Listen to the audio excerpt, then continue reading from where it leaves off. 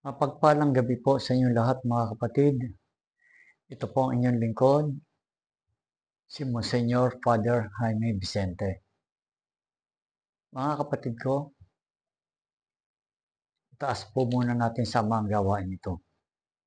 Sa ngalan ng Diyos Ama, Diyos Anak, Diyos Espiritong Banal, Ama ko, Diyos na mapangyarihan sa lahat. Nagpupuri kami, nagpapasalamat po Ama, na kayo po ang Ama ng lahat, Ama ng karunungan, Ama na nagbibigay ng pagpapala, at Ama na lumikha sa aming lahat. Pagkalooban niyo po kami ng banal na kaalaman po, Ama.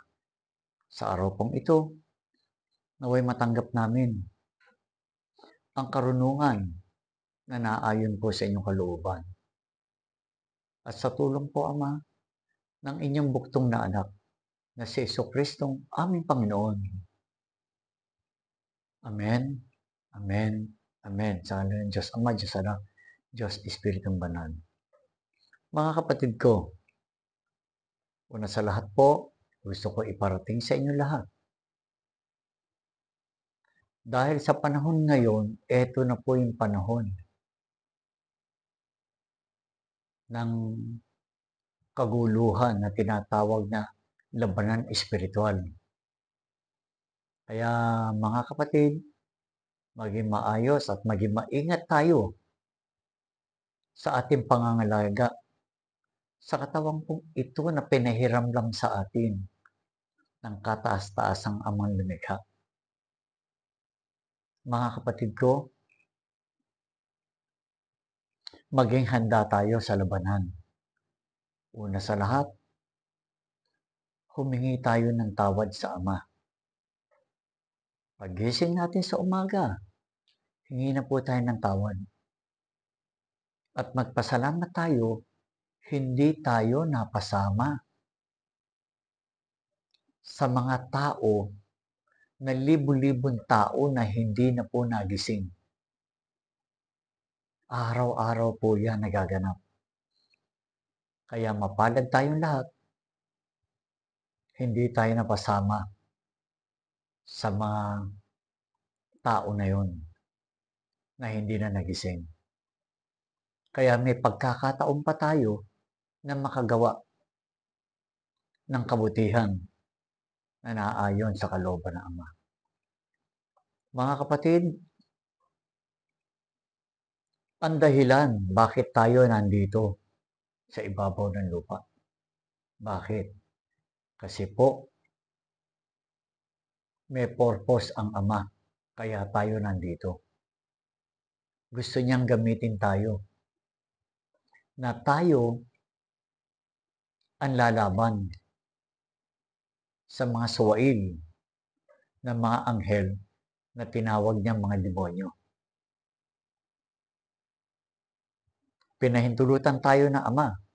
Pinili tayo ng Ama para mabuhay upang maging kasangkapan tayo ng Ama na lalaban sa lahat ng kasamaan na ginagawa ng mga demonyo sa paghahari ni Satanas sa Diablo. Kaya mga kapatid ko, lahat po ng tao sa ibabaw ng lupa, kung maaari lang po, meron tayong kasangkapan na ginagamit upang panlaban sa mga masasamang espiritu. Na ang kasangkapang ito ay kasama sa tinatawag na sacramental tools. Ito naman pong one set na tinatawag, ang one set pong ito, ang tawag naman po rito, armor of God. Kaya mapalad po tayong merong ganito mga kapatid, lahat po na merong gamit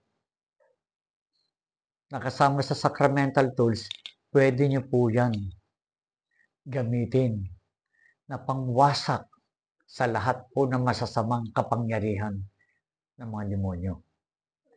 Malaki po ang maitutulong nito sa inyong lahat mga kapatid. Pwede po kayo makagawa ng holy water. Pwede kayo makagawa ng holy oil, healing oil, no? Kung gagamit po kayo ng healing oil, kung maaari nga po yung lutong-lutong coconut oil. Isa po yan sa pinakamaganda. Yung iba po ginagamit po olive oil, pero in the beginning po, the best po sa atin yung coconut oil, pero maayos ang pagkakaluto at isa pa po, dapat makonsagrahan ito upang maging banal na langis. Kasi po, yung maayos ang pagkakaluto, bumibilang po ng taon ito na hindi po napapanis. Okay naman po yung olive oil, pero nire-recommend ko naman sa inyo, coconut oil. Especially pa, pagdating po sa spiritual, coconut oil na yung coconut na walang mata. Number 1 po yun, na panlaban sa mga masasamang espiritu. Maganda rin po yan sa konsagrasyon. Kaya mga kapatid ko, ngayong gabi, napakahiwaga na sikapin nyo na magkaroon kayo ng one set. At saka lalong-lalo na sikapin nyo magkaroon kayo ng tinatawag na tabak. Ang kapangyarihan po ng tabak, ito po. Nandito po yung face of Jesus. Face of Jesus, yan po. Yan po. Yan.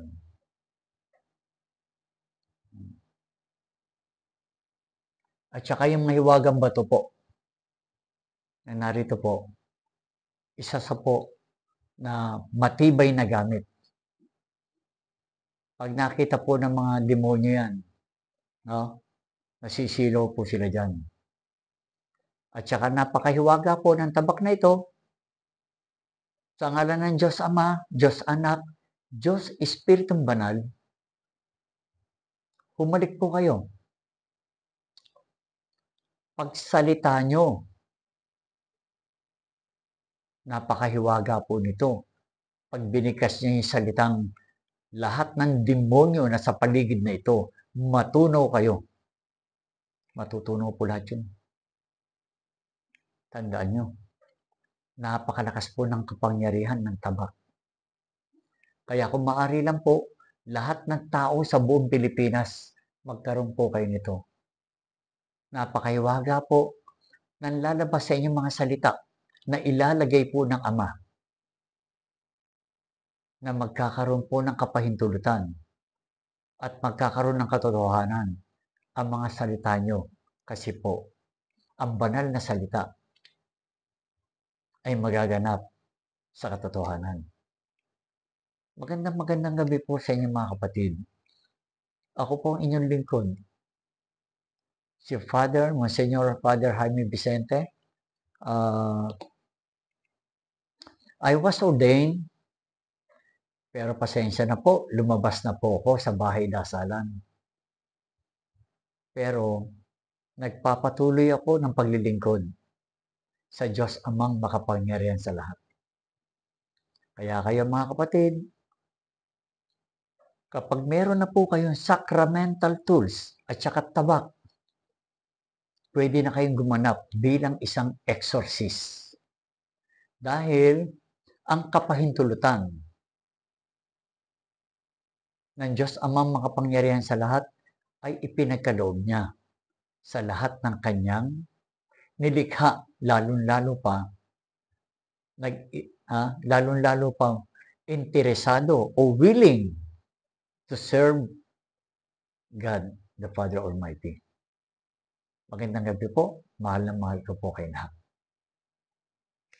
Kumari lang po kung gusto nyo ang programa ito, mag-subscribe lang po kayo. And pakipindot nyo lang yung notification bell that araw-arawin ko po ito, iba-iba po yung mga sacramental tools na ipaliliwanag ko po sa inyo lahat. Ito po ay gawain na itinuro sa akin ng Amang Diyos na makapangyarihan sa lahat. Mahal na mahal ko po kayong lahat.